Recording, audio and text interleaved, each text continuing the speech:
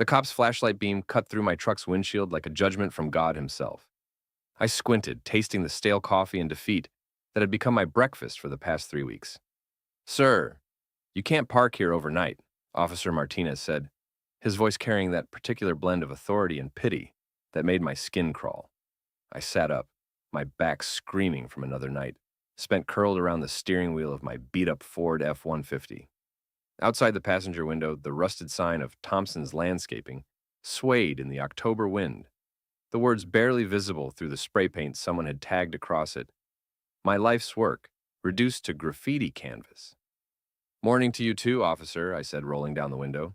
The crisp upstate New York air bit at my face. Just catching up on some sleep before the big board meeting. Martinez didn't laugh. They never did anymore. Tom, you know I don't want to write you up. But Mrs. Henderson called again. Says you're making the neighborhood look bad. Mrs. Henderson. 73 years old, 3 cats, and a phone permanently attached to her ear. She'd been one of my best customers for 15 years, until my father-in-law decided I wasn't worthy of breathing the same air as his precious daughter. Tell Mrs. Henderson I'll be gone soon enough, I said, turning the key. The engine coughed like a dying man. Just as soon as I figure out where the hell I'm supposed to go. Martinez stepped back as I pulled away from the curb. In my rearview mirror, I watched him shake his head. Poor bastard probably went home to a wife who still talked to him, kids who didn't screen his calls, and a bed that didn't smell like motor oil and broken dreams. I drove through downtown Millbrook, past the coffee shop where Sarah used to meet me for lunch, past the hardware store where I'd bought supplies for jobs that seemed like they belonged to someone else's life. The town looked different when you were living in your truck. Smaller, meaner, like it was judging every choice that led you to sleep in a parking lot. My phone buzzed against the dashboard. Sarah's name flashed on the cracked screen, and for a split second my heart jumped. Maybe she'd come to her senses. Maybe she realized that 22 years of marriage meant something more than her father's bank account. Tom, we need to talk about the divorce papers. Her voice was ice-cold professional, the same tone she used with telemarketers. Good morning to you too, sweetheart, I said, pulling into the parking lot of Mickey's Diner. Let me guess. Daddy found another clause he wants to add. Don't be sarcastic. This is hard enough without your attitude. Hard enough? Right. Because having your wife's father systematically destroy your business while she watched was a walk in the park for me. What does Richard want now? I asked. Richard Blackwood III, heir to old money and older prejudices. The man who'd spent 5 years smiling at family dinners while planning my professional execution. He thinks you should sign the papers without a lawyer. It would save everyone time and money. I laughed, and it came out bitter as burnt coffee. Save everyone money? Sarah, your father cost me everything I had. My business, my house, my reputation. What exactly am I supposed to save money for? That's not fair, Tom. You know, Daddy didn't. Your daddy blacklisted me from every decent contract in 3 counties. He called in favors with the bank to foreclose on my equipment loans. He even got his golf buddies to spread rumors that I was using undocumented workers. My voice was rising, and the few customers in Mickey's were starting to stare. So forgive me if I'm not real concerned about saving Richard Blackwood the cost of a legal fight. The line went quiet for a long moment.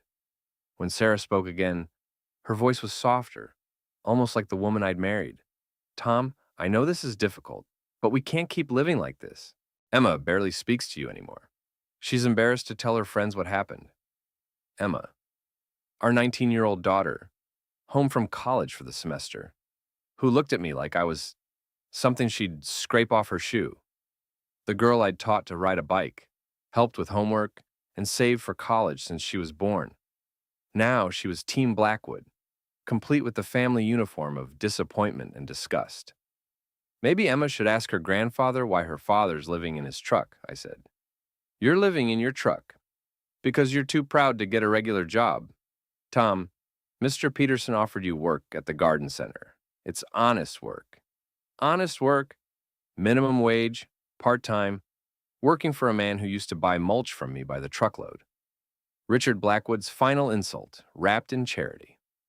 I'll think about it, I lied. The papers are at Davidson's office. Just Please think about what's best for everyone." She hung up, and I stared at the phone until the screen went black. What's best for everyone? In Sarah's world, that meant I'd disappear quietly, maybe move to another state, and let the Blackwoods rewrite history. Tom Thompson, the landscaper who couldn't cut it, the husband who wasn't good enough, the father who embarrassed his own daughter.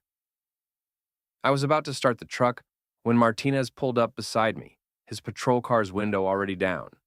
"Tom, I need you to step out of the vehicle." Something in his tone made my stomach drop. This wasn't about parking violations. "What's the problem, officer?" "Just step out, please. Keep your hands visible." I climbed out slowly, my mind racing. Had Richard finally decided to have me arrested for something?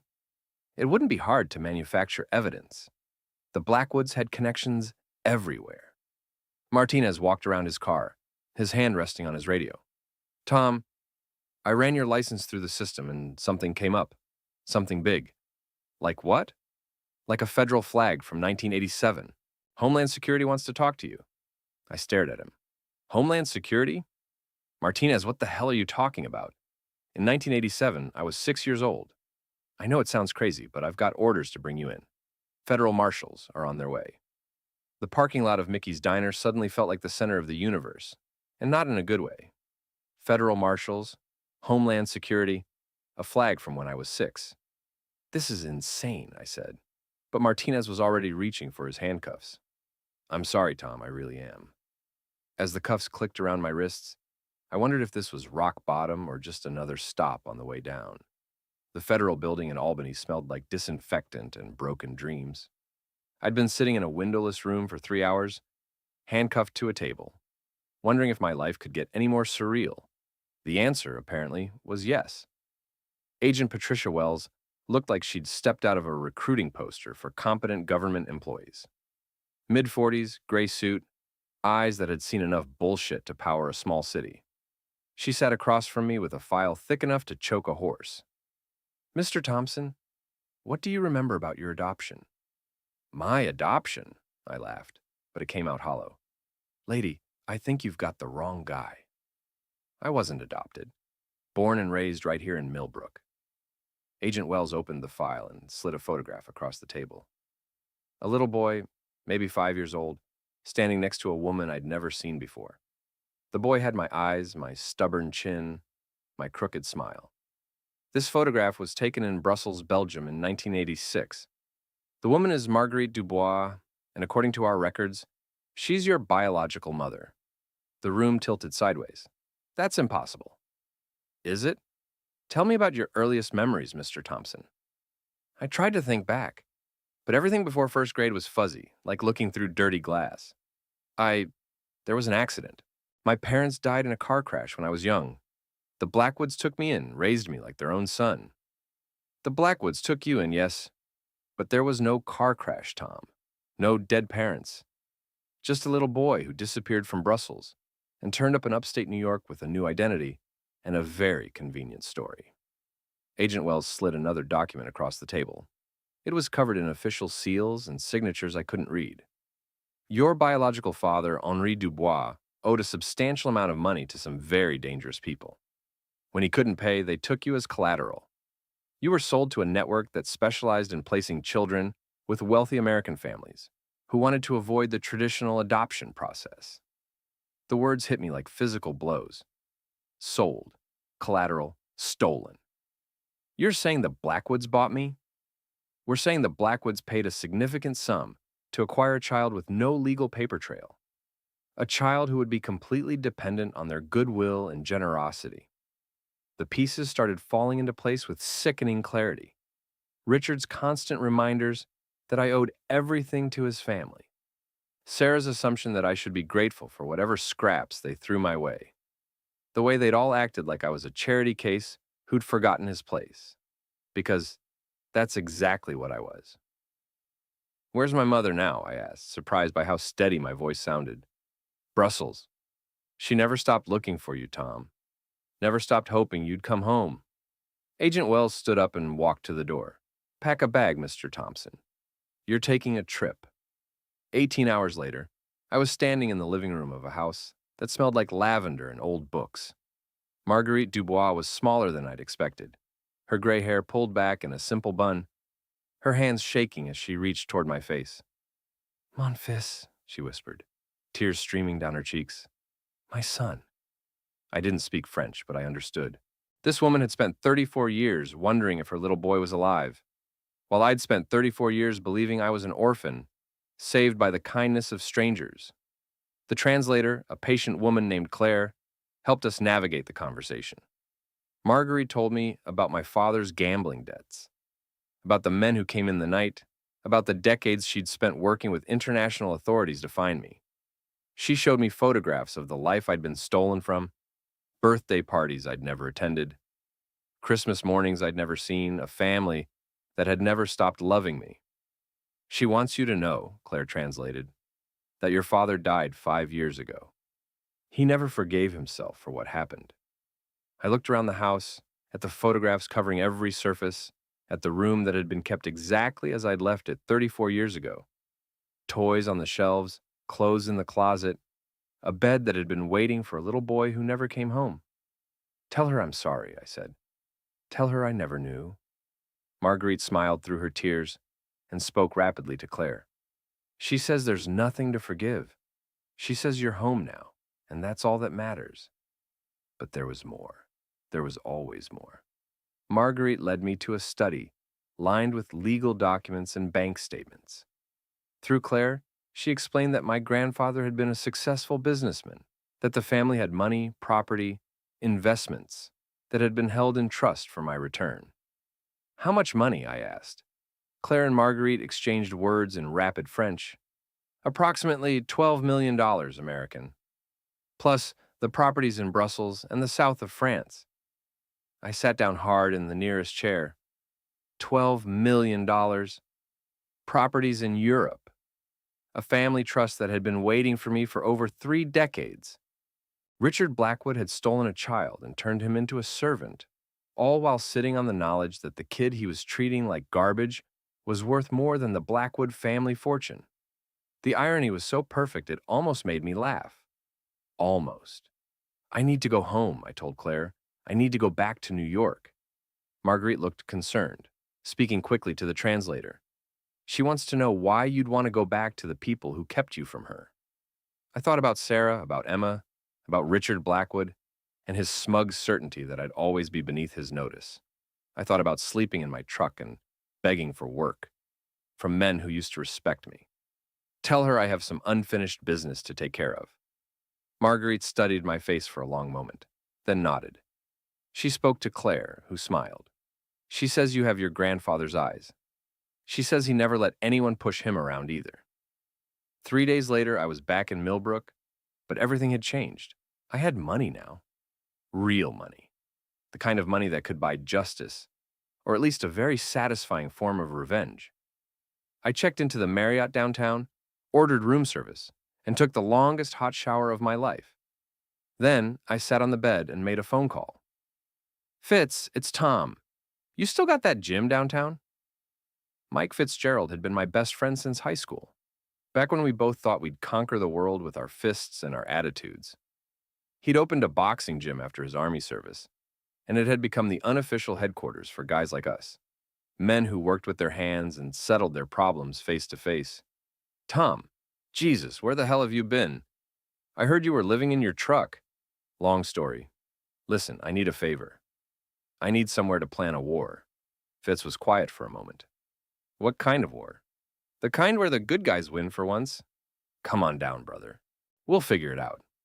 I hung up and looked out the hotel window at the town that had watched me fall without lifting a finger to help. Millbrook looked different from the 8th floor. Smaller, more manageable, like something that could be conquered.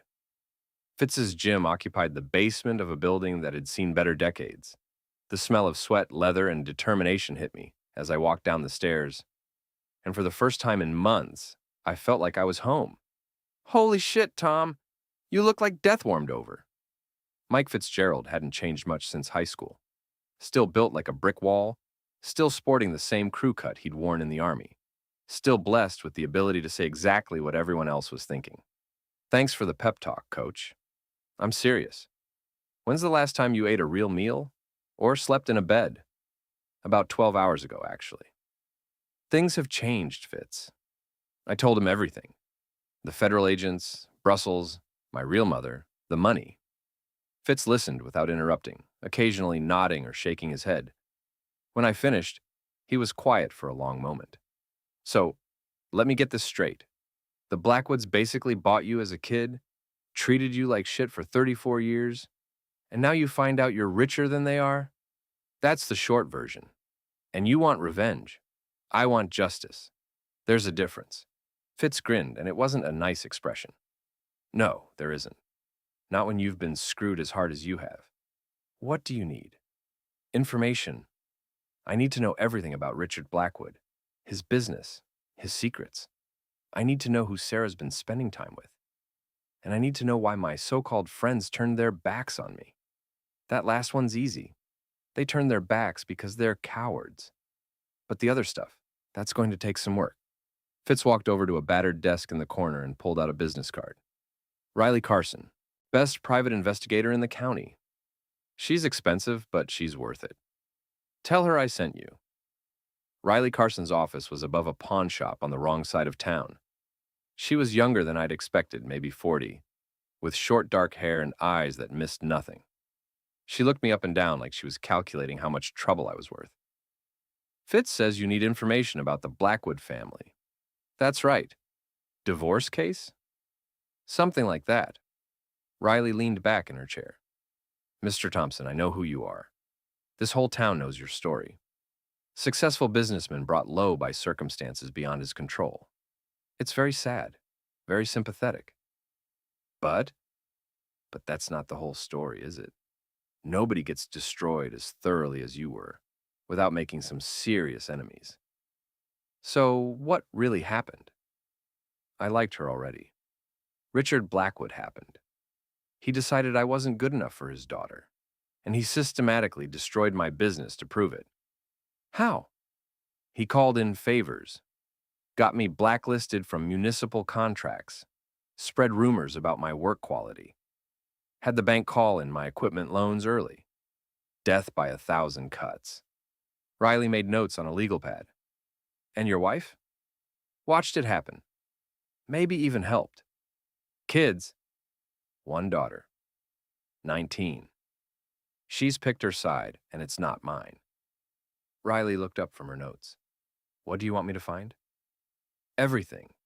Business records, personal relationships, financial irregularities. I want to know where the bodies are buried. That kind of investigation takes time and money. We're talking about weeks of work, maybe months. I pulled out my checkbook, the new one, connected to the account in Brussels. How much? 10,000 as a retainer. Another 20 if I find what you're looking for. I wrote the check without hesitation. Riley's eyebrows went up when she saw the amount. Circumstances change, I said. Apparently they do. I'll have preliminary information for you in a week. I left Riley's office and drove through town, really looking at it for the first time in months. Millbrook was the kind of place where everyone knew everyone else's business, where secrets were currency and reputation was everything. It was also the kind of place where the right information, properly applied, could bring down kings, or at least small-town royalty. My phone rang as I was pulling into the hotel parking garage. Sarah's name on the display. Tom, where are you?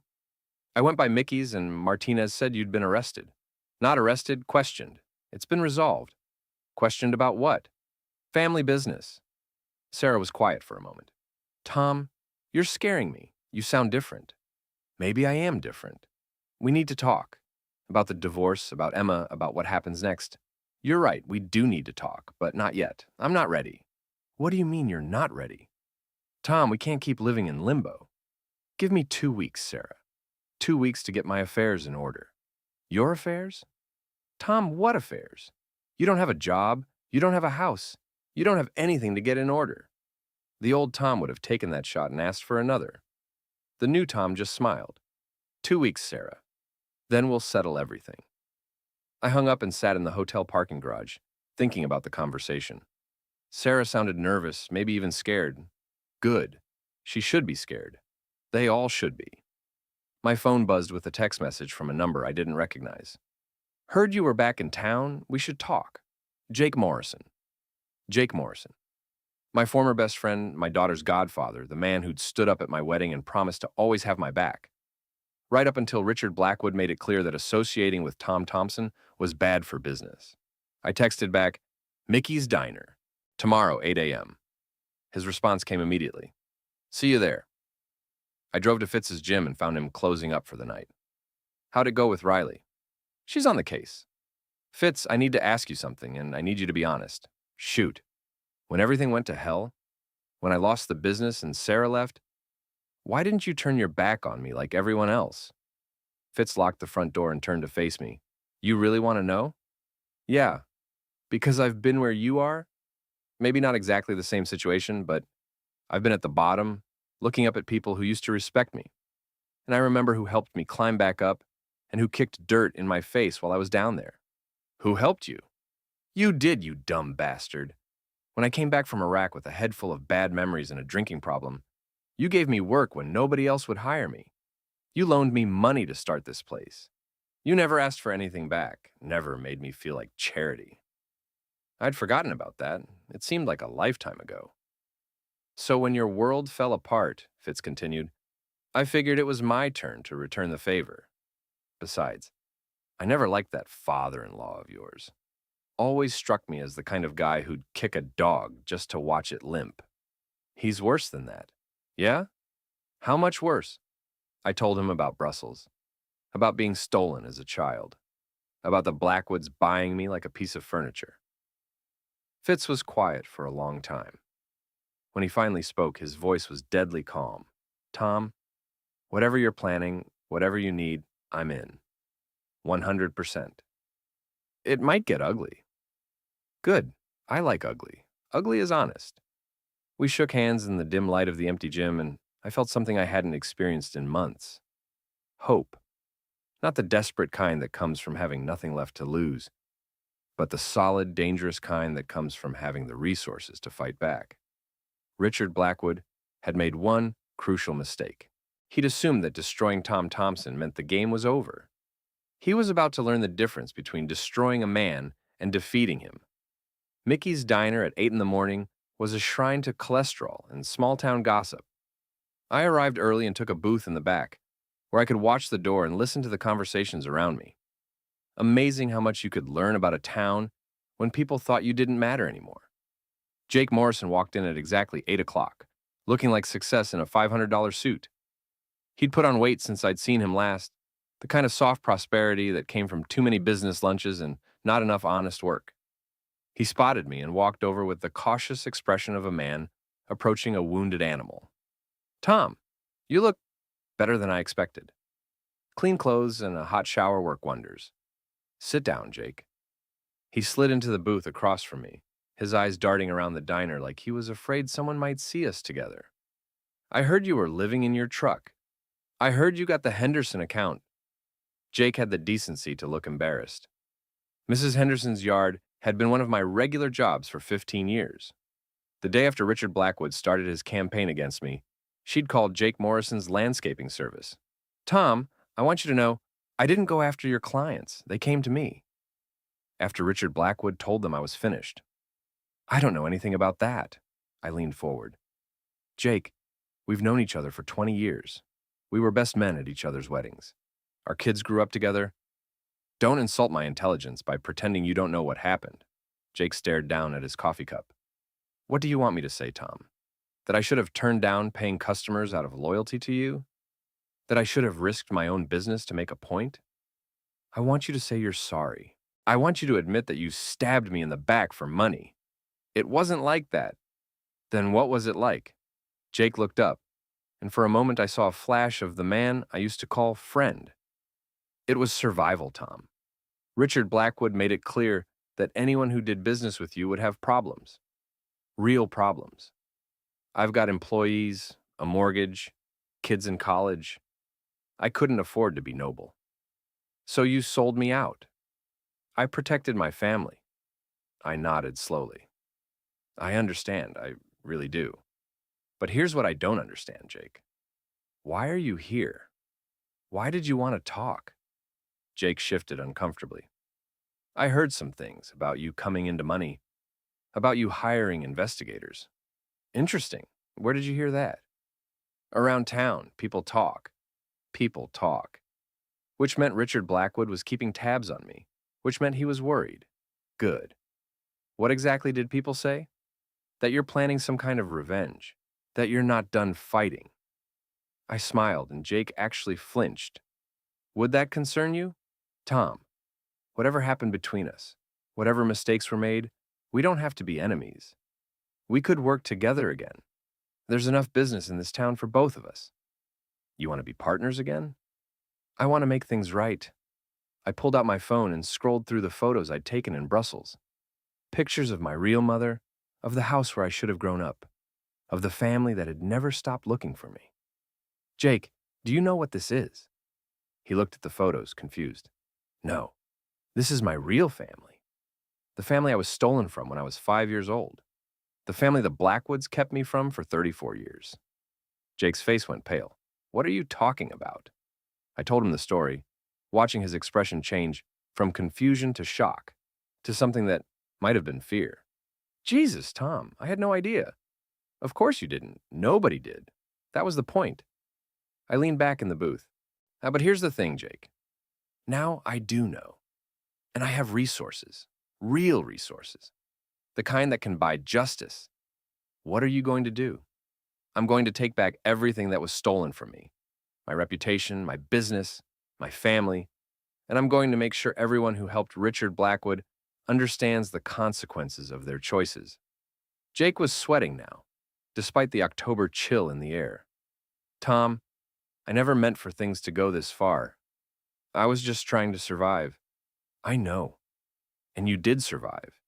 You got my clients, my reputation, my place in this community. The question is, what are you willing to do to keep it? What do you want? I pulled a business card from my pocket and slid it across the table. It was Riley Carson's card. I want you to call this number and tell her everything you know about Richard Blackwood's campaign against me. Names, dates, conversations, everything. I can't do that. He'll destroy me. Jake, let me explain something to you. Richard Blackwood is going to be destroyed whether you help me or not. The only question is whether you go down with him or whether you save yourself. Jake stared at the card like it might bite him. And if I cooperate? Then, when this is over, we'll talk about that partnership you mentioned. And if I don't? I smiled again, and this time, I meant it to be frightening. Then, you'll find out what it feels like to be on the wrong side of someone with unlimited resources and a very long memory. Jake pocketed the card. I'll think about it. Don't think too long. Events have a way of moving quickly once they start. I left Jake sitting in the booth and walked out of Mickey's feeling better than I had in months.